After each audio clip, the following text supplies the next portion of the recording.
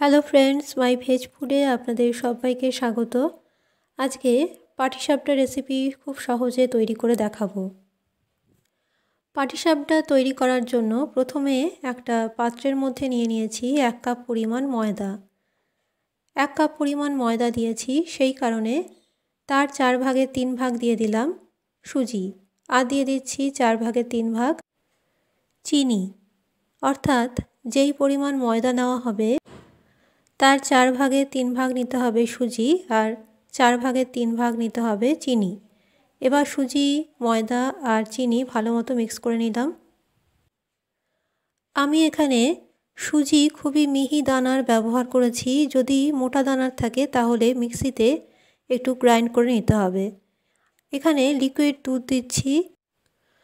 দুধটা আগে থেকেই জাল দেওয়া ছিল। এবার দুধের সাথে ভালো করে ময়দা, সুজি, চিনি মিক্স করে নিতে হবে। এখানে দুধ নিয়েছি 1.5 গ্লাসের মতো। এখানে কিন্তু কোনো রকম জল আমি ব্যবহার করিনি, দুধ দিয়েই এই ব্যাটারটা তৈরি করে নেব। দুধটা যখন জাল দিয়েছিলাম তখন এর মধ্যে এলাচ দিয়েছিলাম, তাই এলাচ দিয়ে ফুটিয়ে নিতে হবে দুধটা, তাহলে এর স্বাদ আর গন্ধ দুটোই খুব ভালো লাগবে। এবার খুব ভালো মতো মিক্স করে নিয়েছি, আর দুধ যতটা পরিমাণে লাগছে ঠিক ততটাই আমি দিয়েছি। খুব বেশি পাতলাও হবে না, খুব বেশি ঘনও হবে না এই ব্যাটার।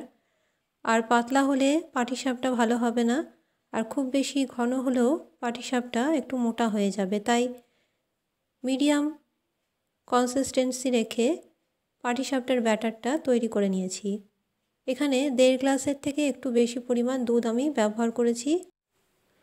দেখুন ব্যাটারটা আমার তৈরি হয়ে গেছে, আর এর কনসিস্টেন্সি আপনাদের দেখিয়ে দিচ্ছি।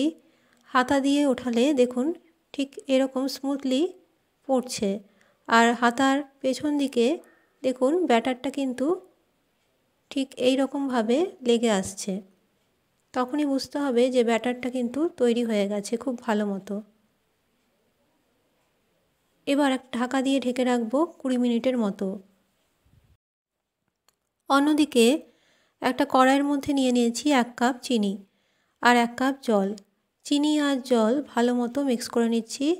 চিনিটা যখন জলের সাথে ফুটে যাবে তখন এর মধ্যে দিয়ে দেব 1 প্যাকেট গুঁড়ো দুধ।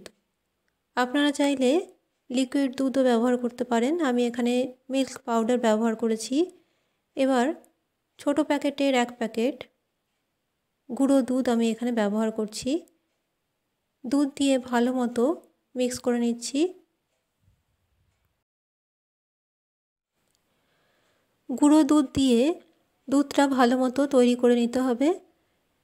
এবার দুধটা যখন ফুটে যাবে ভালো মতো, তখন এর মধ্যে দিয়ে দিচ্ছি একটা নারকেল, কুড়িয়ে রাখা নারকেল। এখানে ছোট সাইজের একটা নারকেল কুড়িয়ে রেখেছিলাম, সেটা এর মধ্যে দিয়ে দিলাম। এবার নারকেল দিয়ে দুধের সাথে ভালো করে মিক্স করে নিতে হবে, আর অনবরত নাড়তে হবে। এই সময় গ্যাসের ফ্লেম লো টু মিডিয়ামে রেখে অনবরত নারকেল দুধের সাথে মিশিয়ে নিচ্ছি।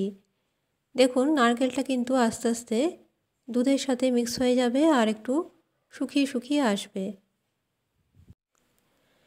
গ্যাসের ফ্লেম এই সময় লো টু মিডিয়ামে দিয়ে এই কাজটা করতে হবে। এবার কিছুক্ষণ পরে যখন ভালো মতো নারকেল দুধের সাথে মিশে যাবে, এর মধ্যে দিয়ে দিচ্ছি 1 হাতা পরিমাণ সুজি। খুবই সামান্য পরিমাণে সুজি আমি এর মধ্যে মিক্স করলাম। সুজি দিয়ে খুব ভালো মতো নেড়েচেড়ে নিতে হবে। এখানে বলে রাখি আমার চ্যানেলে সব রেসিপি সম্পূর্ণ নিরামিষ। আমার ফেসবুক পেজ মাই ভেজ ফুড আপনারা ফলো করবেন। আজকের রেসিপি পাটিসাপটা যদি আপনাদের পছন্দ হয়ে থাকে চ্যানেলটি অবশ্যই সাবস্ক্রাইব করে রাখবেন। এখানে দিয়ে দিলাম সামান্য পরিমাণে এলাচের গুঁড়ো। এলাচের গুঁড়ো দিয়ে আবারও নেড়েচেড়ে নিচ্ছি। আজকের রেসিপি যদি ভালো লেগে থাকে চ্যানেলটি সাবস্ক্রাইব করে পাশের বেল আইকনটি প্রেস করতে ভুলবেন না, তাহলে যখনই কোনো রেসিপি আমি আপলোড করব আপনারা সেটা সঙ্গে সঙ্গে দেখতে পাবেন। এবার খুব ভালো মতো মিক্স করে নিলাম, আর এরকম নাড়তে নাড়তে দেখবেন নারকেল খুব ভালো মতো দুধের সাথে মিক্স হয়ে গেছে আর এরকম কড়াই থেকে ছেড়ে আসছে। তখনই নারকেলের পুরটা অন্য একটি পাত্রে তুলে রাখবো। এবার কড়াইয়ের মধ্যে নিয়ে নিচ্ছি 1 টিস্পুন রিফাইন্ড তেল বা সাদা তেল। কড়াইয়ের চারধারে একটু ঘুরিয়ে নিলাম তেলটা। এবার এর মধ্যে ব্যাটার থেকে 1 হাতা কি 1.5 হাতা পরিমাণ ব্যাটার আমি এর মধ্যে দিয়ে দেব। আমার আজকের রেসিপি পাটিসাপটা যদি আপনাদের পছন্দ হয় একটা লাইক অবশ্যই করবেন আর শেয়ার করতে ভুলবেন না। বাড়িতে একবার অবশ্যই এইভাবে তৈরি করে দেখবেন। পাটিসাপটার ব্যাটারটা দিয়ে দিলাম। এবার কড়াইটা একটু ঘুরিয়ে নিচ্ছি। পাটিসাপটার ব্যাটার দেওয়ার পরে অনেক সময় কড়াই থেকে উঠতে চায় না, কারণ চিনির পরিমাণটা সব সময় সঠিক হয় না। তবে আজকে যেভাবে আমি মাপগুলো আপনাদের বললাম, যদি সেইভাবে পাটিসাপটা তৈরি করেন তাহলে দেখবেন অনায়াসে কিন্তু পাটিসাপটা কড়াই থেকে উঠে আসছে। এবার এর মধ্যে দিয়ে দিচ্ছি নারকেলের পুর। নারকেলের পুর একটু বেশি পরিমাণেই দিলাম। নারকেলের পুর দিয়ে এবার খুন্তির সাহায্যে পাটিসাপটার একটা ধার এরকমভাবে মুড়ে দিতে হবে, ফোল্ড করে এরকমভাবে ফোল্ড করে দিতে হবে। খুব সহজেই কিন্তু দেখুন কড়াই থেকে উঠে আসছে। আপনারা বাড়িতে এইভাবে একবার অবশ্যই বানিয়ে দেখবেন, খুব সহজে তৈরি হয়ে যাবে। দেখুন তৈরি হয়ে গেল পাটিসাপটা। আরও একটা পাটিসাপটা আমি আপনাদের দেখিয়ে দিচ্ছি। প্রথমে তেল দিয়ে দিলাম। 1 চামচ তেলই আমি ব্যবহার করেছি। এর মধ্যে পাটিসাপটার ব্যাটার দিয়ে দিচ্ছি 1.5 হাতার মতো। এবার একটু কড়াইটাকে ঘুরিয়ে নেব যাতে পাটিসাপটার ব্যাটারটা একটু ছড়িয়ে যায়। এবার এর মধ্যে দিয়ে দিচ্ছি নারকেলের পুর।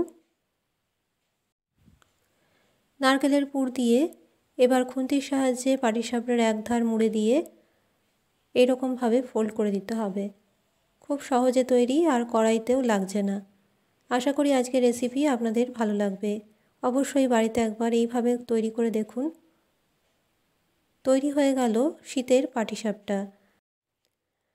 বাড়িতে একবার এই রকম পদ্ধতি অনুসরণ করে একবার করবেন, অবশ্যই কড়াই থেকে উঠে আসবে। আর আজকের রেসিপি ভালো লাগলে অবশ্যই চ্যানেলটি সাবস্ক্রাইব করবেন, পাশের বেল আইকনটি প্রেস করতে ভুলবেন না। আমার চ্যানেলটি যারা সাবস্ক্রাইব করে রেখেছেন যে সকল বন্ধুরা, তাদেরকে জানাই অসংখ্য অসংখ্য ধন্যবাদ। আর নতুন বন্ধুরা যারা আমার চ্যানেলটি দেখছেন এখনও সাবস্ক্রাইব করেননি, তাদের জানাই আমার চ্যানেলে স্বাগত। আর সাবস্ক্রাইব করে রাখতে পারেন নিরামিষ রান্নার আপডেট পেতে। আজকের রেসিপি এখানেই শেষ করলাম। ভালো থাকবেন, সুস্থ থাকবেন। নমস্কার।